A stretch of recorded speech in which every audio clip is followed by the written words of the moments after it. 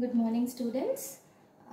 Today we are going to study about the development of coelomic cavities.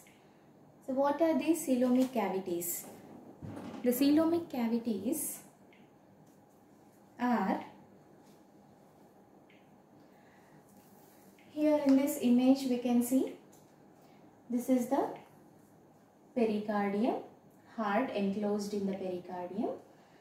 These are the lungs enclosed in the pleura, and in this image we are seeing the abdominal viscera. This is the sagittal section, so wherein we are seeing the liver, intestines here. They are enveloped in by a layer called as peritoneum, and this yellow thing what you are seeing, it is all the peritoneal cavity here. So the coelomic cavities are the pericardial cavity, the pleural cavity, and the peritoneal cavity. So in today's lecture we are going to see the development of the pericardium and the pleura. The peritoneum along with the development of the diaphragm will be discussed in detail during the abdomen classes. When we take the abdomen classes, therein in detail we are going to study about the peritoneum and the diaphragm development. Diaphragm, a few of the points I will be discussing today because they are required to understand the development of pericardium and pleura. Now the coelomic cavities, they all are called as the serous sacs, and they develop from this intraembryonic coelom. Now what is this intraembryonic coelom? For that we need to brush up a little about the general embryology during the embryonic period, the development in the early embryonic period. That we have to give a brief discussion on that. So this is called as the intraembryonic coelom, and this one is a pear-shaped embryonic disc which is seen in the early embryonic life. And how is this intraembryonic coelom developed? Now this is a section of the embryo in the early embryonic period.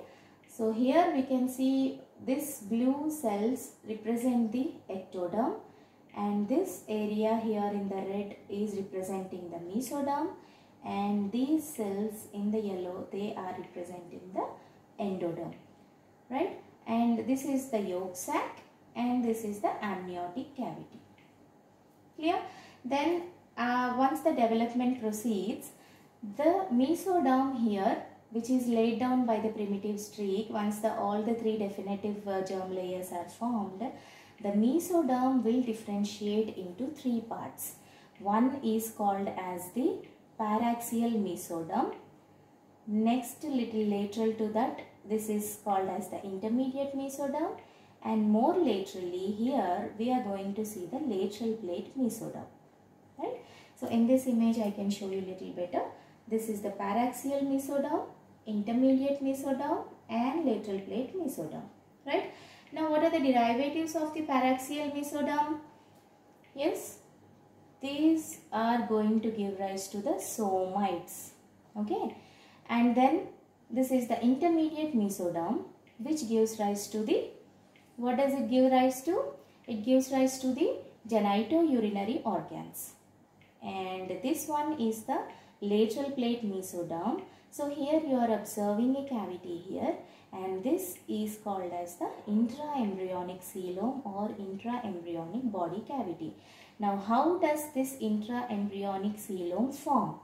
For that, here if we see, this is the lateral plate mesoderm. So in the lateral plate mesoderm, intercellular clefts arise. Along with the lateral plate mesoderm, even in the pericardial bar which is seen in the midline, there also the intercellular clefts are seen. All these clefts will coalesce together, they join together to form this intraembryonic coelom. This is called as intraembryonic coelom. And this intraembryonic coelom temporarily has got a communication with this extraembryonic coelom. All this outer aspect, this is the extraembryonic coelom. So this has got a temporary communication. This is the intraembryonic coelom has got a temporary communication with the extraembryonic coelom. Now, why is this communication required?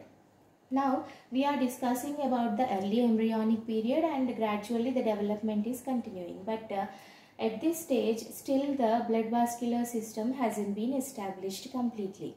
So, to provide nutrition to the developing embryo, a temporary communication is required so that from the extraembryonic coelom, the chorionic fluid can actually, from the chorionic sac, the fluid from the chorionic sac will supply nutrition to this developing embryo. So, this temporary communication is required. And once the blood vascular system is established, then that communication is closed, right? Then now this is all picture before the foldings of the embryo, right? Once the embryonic foldings will start, what are the folds that we see in the embryo? One is the head fold, tail fold, and the lateral folds. Two lateral folds, head fold and tail fold. So after the formation of the folds and during the formation of the folds, if you see this yolk sac or the umbilical vesicle, this gradually is taken up into the embryo, right? Here, if we see. And this layer of the mesoderm which is surrounding this amniotic cavity is called as the somatopleuric mesoderm, and that which is surrounding the yolk sac here, it is called as the splanchnopluric mesoderm.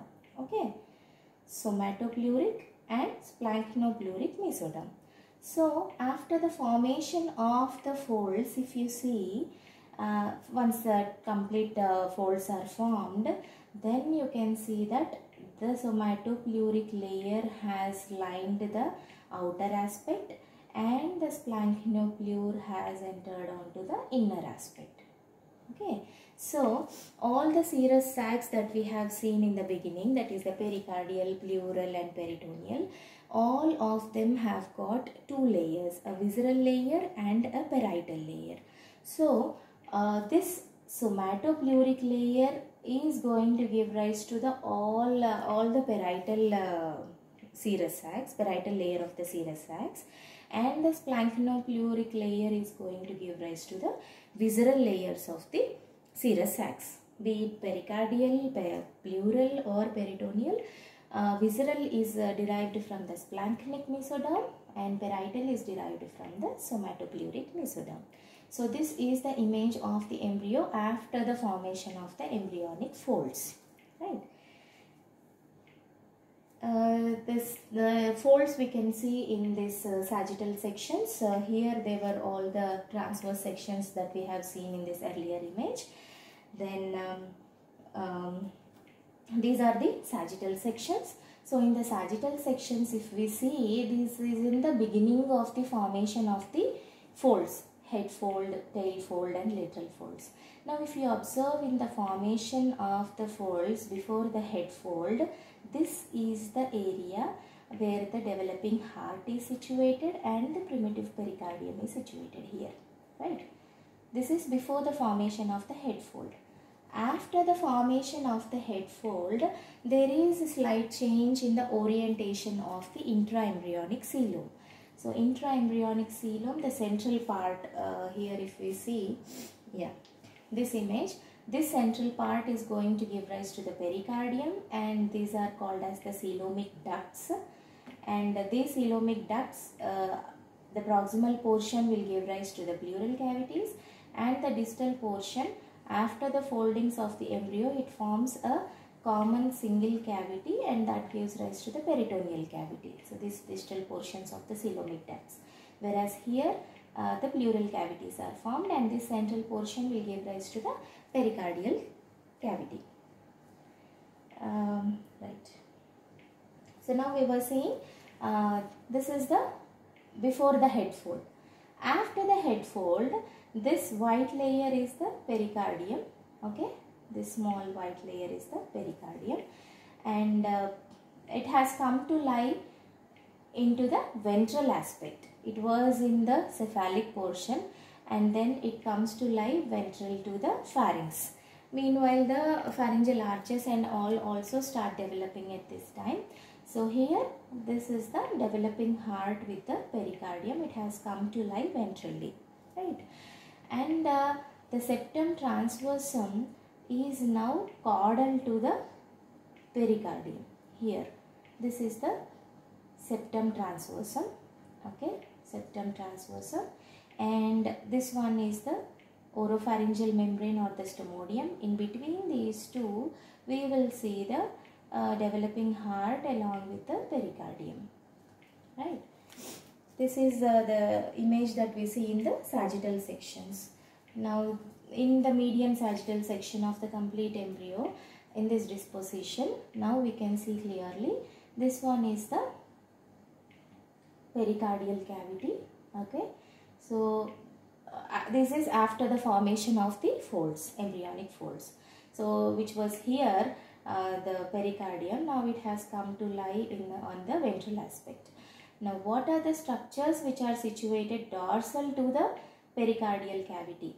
They are dorsally, what we are seeing, this is the pericardial cavity, and here this is the developing heart, and this one is called as the laryngotracheal tube along with the developing lung buds. Here these two are called as the lung buds, and this is the laryngotracheal groove which gives rise to the larynx and trachea as the name indicates, and this one is the esophagus here. And more dorsally we will see the dorsal aorta and all. So here this is the disposition of the pericardium and the structures related dorsal to the primitive pericardium. In this image we are able to see that. Now after the formation of the folds, this one is the pericardial cavity, right, and this one is the coelomic ducts, okay. So these coelomic ducts, they are lying dorsolateral to the pericardium here, okay. This is pericardium and the coelomic ducts will lie dorsolateral to the pericardium. This is lateral and towards the dorsal aspect these are lying. Now with an idea of all these sections and the images, we have to see how the pericardium is formed, how the pleural cavities are formed, and how the now here these are all continuous. Pericardium is related to the coelomic ducts through this pleuropericardial opening. This area is called as pleuropericardial opening, and here pleuroperitoneal opening. So communication between the pleural cavity and pericardium is pleuropericardial opening, and that with the peritoneum here it is pleuroperitoneal openings are there, right? So now the coelom is continuous and it should be differentiated into three separate serous sacs. One is the pericardial cavity, another one is the pleural cavity, another one is the peritoneal cavity. So these three, how they are formed, that we are going to see now. For that we need to have an idea about the sections of this embryo in the beginning of the 5th week. This section is in the beginning of the 5th week. So if we take an transverse section of the embryo like this, right here, and see it from the inner aspect, on the inner aspect if we see, this is the image that we are going to see. Now this blue thing is the neural tube. This one is the neural tube, okay. And then here dorsal aorta and the notochord should be there here. So notochord and dorsal aorta are there. Then the section has gone through the primitive gut. So esophageal part of the primitive gut is there, and then through the pericardium and developing heart. So this is the pericardium and this is the developing heart, okay. So now here actually what are we seeing? Tracheo-esophageal tube we are seeing. Laryngotracheal tube also will be there here. So from that the lung buds should be, now this is the pericardio-peritoneal canal here. Okay, we'll see the next section first. And another section has gone through this level. So here what we will see first the neural tube, then the blood vessels and notochord, then the gut again, and the section has gone through the liver and the peritoneum, right? So neural tube we have seen, notochord and the blood vessels, and then this is the these are the blood vessels, and this is the gut. So stomach part is seen here because it is the section is taken at a little lower level. So this is the stomach part, and then the liver. Okay, and here this white area is all the peritoneal cavity, and this one is the ventral abdominal wall, right? And a little lower section here if we take again. So from dorsal to ventral, we'll see the neural tube, blood vessels and notochord, the gut, especially here the hindgut will be there. And then see here we can see the midgut along with the part of yolk sac here, notochord and blood vessels, and the peritoneal cavity is seen, right? So we should concentrate on this section so that we can understand how the pericardium is formed and how is it separated from the pleural cavity. For that we need to see into this section we'll see now.